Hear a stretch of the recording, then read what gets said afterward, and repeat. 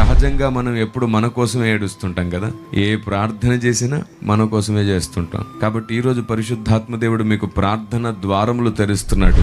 మీరు బీదల విషయంలో కూడా ఆలోచించండి. బైబిల్ చెప్తుంది ఆయన బీదల మొర ఆలకిస్తాడంట. బీదల ప్రార్థన ఆయన వింటాడు.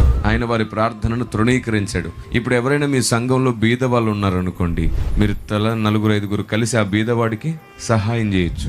అప్పుడు ఆ బీదవాడు ఏం చేస్తాడు? మీకోసం ప్రార్థన చేస్తాడు. అప్పుడు ఆ ప్రార్థన దేవుడు మీ పక్షాన వింటాడు.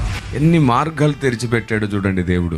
సాతాను ఒకవైపు మనల్ని పడేస్తున్నాడని, దేవునికి దూరం చేస్తున్నాడని, సాతాను ఒకవైపు మనల్ని దేవుని చిత్తానికి దూరం చేస్తూ మనం ప్రార్థనే దేవుడు వినకుండా చేస్తున్నప్పుడు దేవుడు కూడా మన ప్రార్థన వినడానికి మన చుట్టూ ఎన్నో మార్గాలు పెట్టాడు. మొదటి మార్గం ఏమిటి? నీతిమంతుల వలన ప్రార్థన. రెండో మార్గం దీనుల వలన ప్రార్థన. మూడో మార్గం బీదల వలన ప్రార్థన.